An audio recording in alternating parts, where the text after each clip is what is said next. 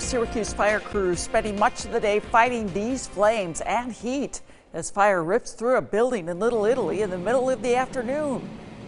Good evening, everyone. At this hour, crews are still on the scene along North Salina Street 9 hours after that call first came into dispatchers.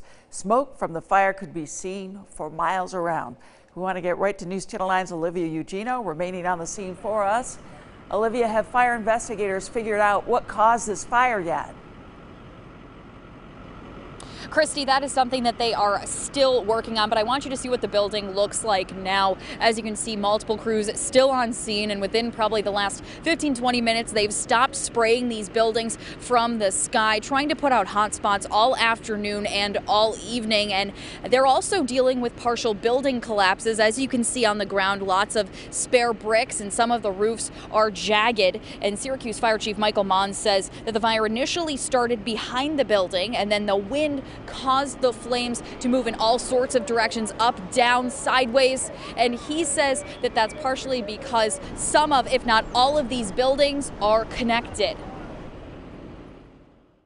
If you look at these buildings, they look like they're not interconnected, but on the second floor you can walk between some of the buildings, and in the cockloft area, which is right below the roof, those areas usually are connected. And you know, when people run electrical wires and plumbing, they do alterations, that creates unprotected void spaces.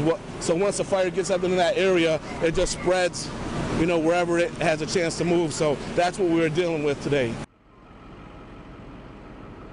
As for injuries, Chief Mons says that he is unaware of any, but he says that they had to take extra precaution with his crew because it was such a scorcher of a day. He is unaware of how many people were displaced because of this fire. And we're hearing from the city of Syracuse that we should get an update tomorrow, and we will relay any information we receive. Live on North Salina Street, Olivia Eugenio, News Channel 9.